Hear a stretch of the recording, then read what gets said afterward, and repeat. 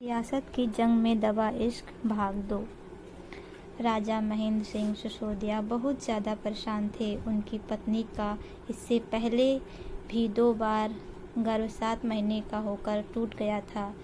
इस बार डॉक्टर ने बहुत सावधानियां बरतने के लिए कहा था। इस समय उनकी पत्नी को डॉक्टर की सख्त ज़रूरत थी, पर भारी वर्षा की वजह से ना तो डॉक्टर के पास जा रहे थे और ना डॉक्टर महल के पास आ रहे थे। हर तरफ पानी भर गया था। राजा जी कितनी बार अपनी मोटर कार को चालू करने की कोशिश कर चुके थे, पर मोटर कार में पानी भर जाने की वजह से वो चालू नहीं हो पा रही थी। महल के अंदर से उनकी रानी की दर्द भरी चीखें बाहर तक आ रही थी। नौकरानी कई बार बाहर आकर उन्हें संदेश दे चुकी थी, राजा साहब डॉक्टर के पास नहीं जा सकते हैं तो किसी दाई को ही बुला दीजिए। हाँ हाँ, हम कुछ करते हैं, तुम जाकर रानी को देखो। राजा महेंद्र व्याकुलता से अपनी उंगली माथे पर रगड़ते हुए बोले और एक नौकर को आवाज़ देकर दूसरे गांव से दाई बुलाने के लिए उसे भेज दिया और खुद परेशान से महल के बाहर चक्कर लगाने लगे। कहीं से बारिश रुकने के आसार दिख जाए ताकि वो अपनी मोटर कार को फिर से चालू करने की कोशिश करे। तभी उनकी नज़र महल की तरफ आती एक बैलगाड़ी पर पड़ी जो आकर महल के सामने रुक रही थी। वो तेजी से उस बैलगाड़ी की तरफ दौड़े। उनके पीछे एक नौकर छाता लेकर दौड़ा। भैया, यही गाड़ी रोकना, हम अभी लेकर आए अपनी पत्नी को। बहादुर राणा भीगते हुए बैलगाड़ी से उतरते हुए बैलगाड़ी चलाने वाले से बोले, अरे बहादुर, तुम ये बैलगाड़ी लेकर आए हो? राजा महेंद्र उन्हें देखते हुए बोले। एक राहत की उम्मीद उन्हें नजर आई। जी राजा जी। वो अभी बहादुर राणा बोले ही रहे होते हैं कि राजा महेंद्र सिंह उनकी बात पूरी सुने बिना ही बोल पड़े। बहुत अच्छे समय पर तुम बैलगाड़ी लेकर आए हो। तुम्हारी रानी साहब को प्रसव पीड़ा शुरू हो गई है, उन्हें चिकित्सा के पास लेकर जाना है। क्षमा करे राजा साहब, ये बैलगाड़ी मैं अपनी पत्नी के लिए लेकर आया हूँ, उसे भी प्रसव पीड़ा शुरू हो गई है। तुम्हारी हिम्मत कैसी हुई हमें मना करने की? तुम भूल रहे हो, हम तुम्हारे राजा हैं। हमारे आदेश की अवज्ञा करने पर हम तुम्हें दंड दे सकते हैं। राजा महेंद्र रौब से बोले। क्षमा करें राजा महेंद्र साहब, ये लोकतंत्र है, राजतंत्र नहीं, जो आपके आदेश का पालन राजा खुद कष्ट उठाकर करे। आपको बैलगाड़ी की जरूरत है तो स्वयं कोई प्रबंध कर ले। ये मैं अपनी पत्नी के लिए लेकर आया हूँ, मुझे जाने का मार्ग दे। वो पीड़ा में मेरा इंतजार कर रही है। मैं उसे वचन देकर आया हूँ, उसे और उसकी संतान को कुछ नहीं होने दूंगा। बहादुर राणा अपनी बात से दृढ़ता से बोलकर राजा महेंद्र के बगल से तेजी से अपने घर की तरफ बढ़ जाते हैं। राजा महेंद्र सिंह को ये अपना अपमान लगता है। बहादुर राणा अपने घर में आकर जल्दी से अपनी पत्नी को गोद में उठाकर बाहर लेकर चले आते हैं और बैलगाड़ी में लिटाकर हॉस्पिटल के लिए निकल जाते हैं।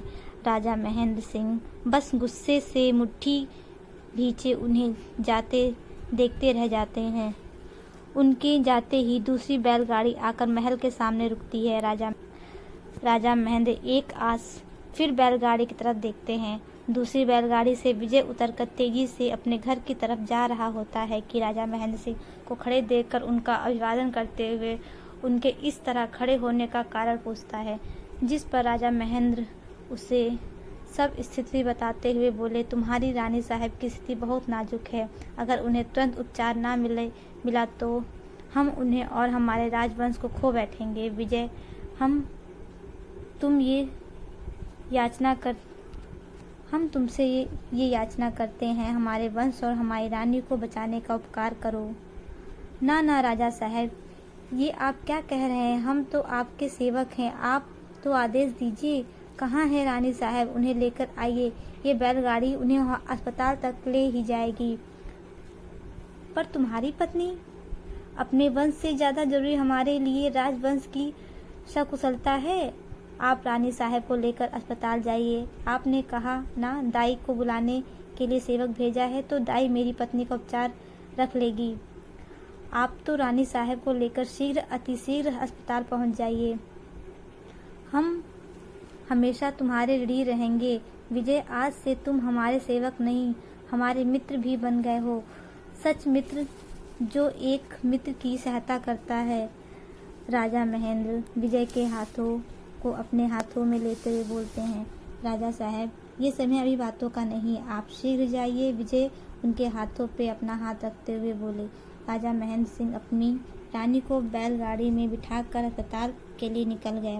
विजय